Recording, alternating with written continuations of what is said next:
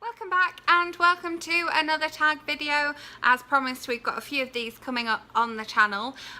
This is the reader problems tag.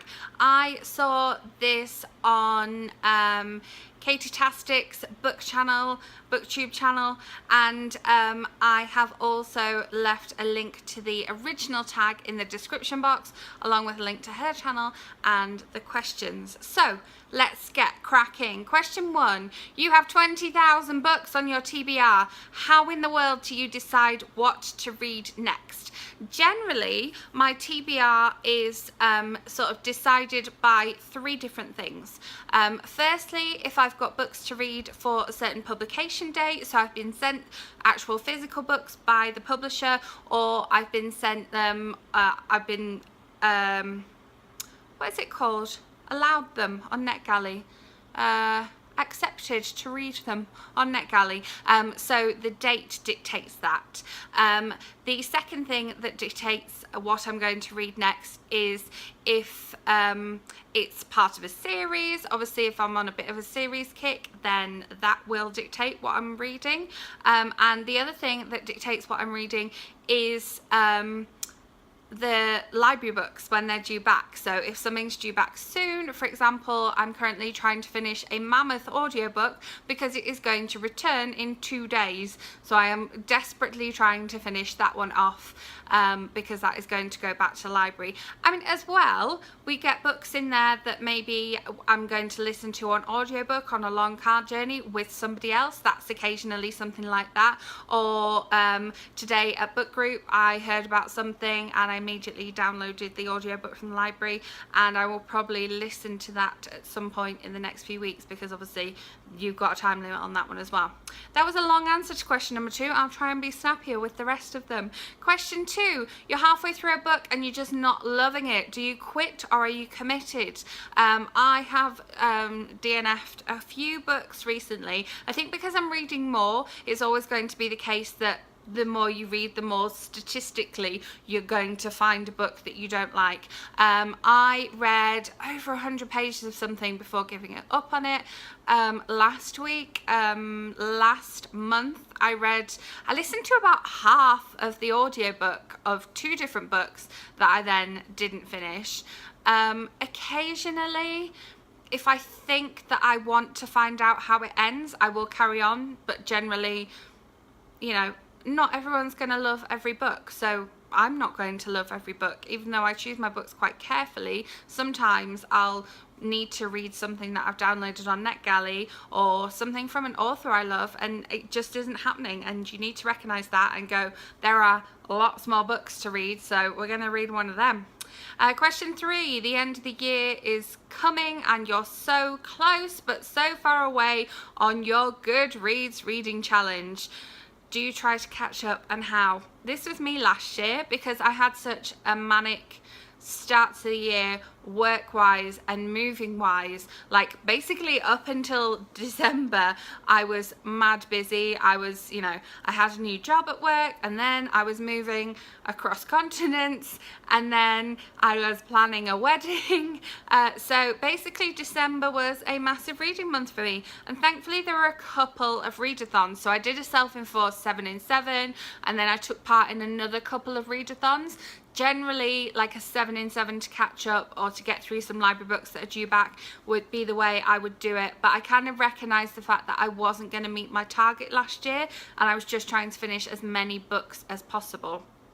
Which, given the rate that I'm going at this year, it seems impossible that I wasn't meeting my target. But I read no books in the month of November because I was doing NaNoWriMo, I was planning a wedding, I had both our parents coming over. It was just a manic time. So yeah, it went a bit wrong last year, but yeah, generally I will try to catch up, but I don't beat myself up about it because it's a number that I set, and nobody's going to hold me to it. It's not like my career depends on it.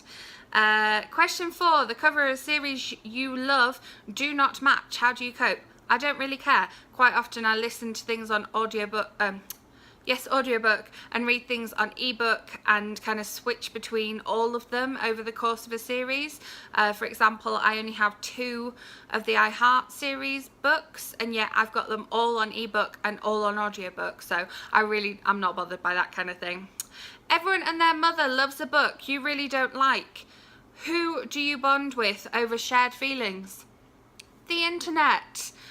Generally, when I kind of write about the fact that I didn't love a book even though a lot of other people were loving it, or I'd expected to love it, you know, I can share this on Twitter, or I'll share my review and other people will kind of come back to me and say things. I also go to a book group now, and so I can share with them. I shared a book I didn't like today, and someone in the group said, I think exactly the same as you and exactly the same problems with it as you. So that's what I do with that. The internet.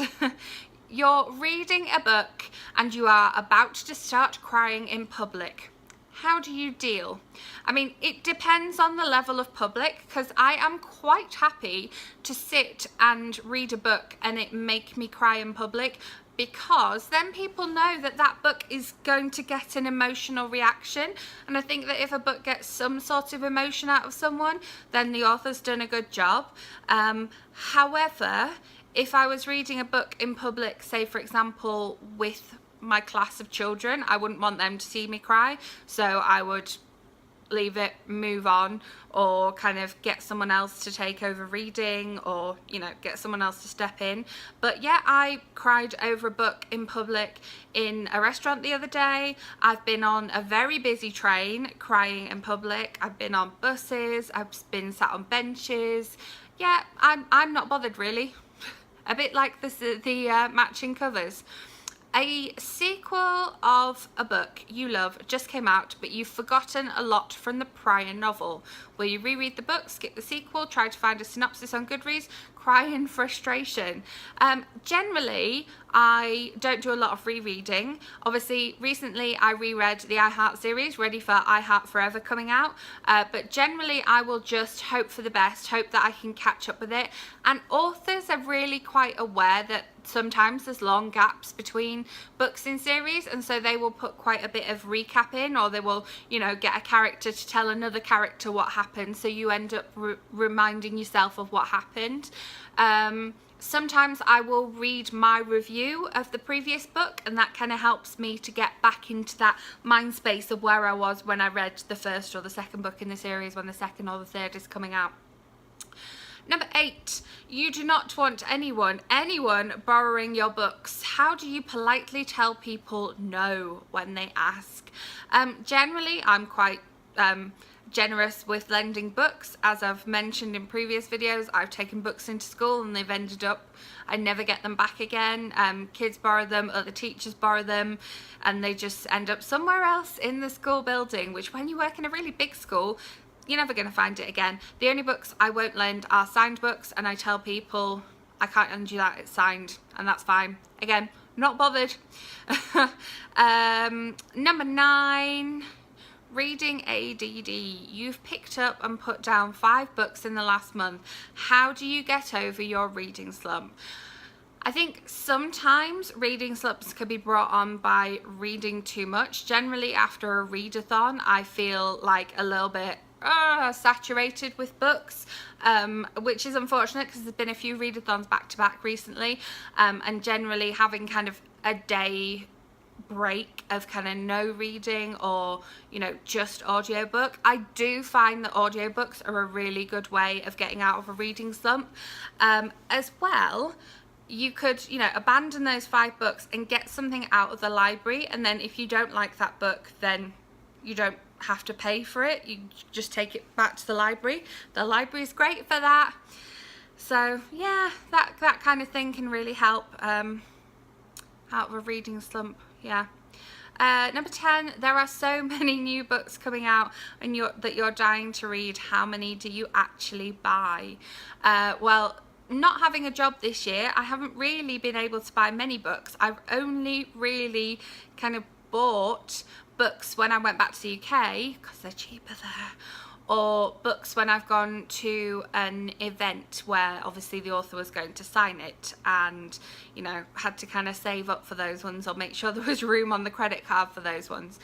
generally here and now I will get myself on the wait list excuse me, on the library, so I get myself on the wait list and go through that direction. So I might have to wait a couple of weeks for it to come out, but sometimes picking a book in a different format, so going for the ebook, going for the audiobook, or going for the large print book, can mean that you can get the book quicker than just waiting for the actual physical book, and I find that that really helps. But back in the UK, I find that supermarkets are really good for this kind of thing. You know, Asda, Tesco, Sainsbury's, they've all generally got the new releases on the day that they're released, if not before, and they've all got multi-buy offers on them, or, you know, new release offers on them, and so I can find myself buying quite a few of them. And or pre-order on Kindle. I get my new books a variety of different ways, or sometimes it just falls nicely that a book is coming out just as my Audible credit is becoming available, so I get it via Audible. A variety of ways. And number 11, after you've bought the new books you can't wait to get to, how long do they sit on your shelf before you get to them? Well, that completely depends. I mean, a lot of these books behind me here I was very excited to get to, and a lot of these books behind me here are not read. So, like, for example, I'll give you The Sun. Everyone was talking about this one. I was excited to get it. This is the special yellow tipped edition of it. I haven't read it. How long ago did that book come out? And yet I know that as soon as I get like the next in the I Heart series, I'll read it like then and there. Most of the previous I Heart series books I've read on the tube on the way back from buying them. So it really does vary. Sometimes it can be very quickly, sometimes it can be less so. But this year, because I've had more time to read, I've generally got round to new releases fairly quickly. So there we have it. I really enjoyed kind of analysing my reading through this video, and I hope you learned a little bit more about my reading and my reading habits from this video. If you did enjoy this video, please give it a thumbs up, especially if you've made it this far, because it is a bit of a long one. And yeah, if you've kind of can identify with any of these traits, please do leave me a comment. And if you're not already, I would love you to subscribe to my channel. It's great to have more and more people on board. So I will be back soon with another video. Could be another tag video, could be something different, who knows, but I will see you then. Bye.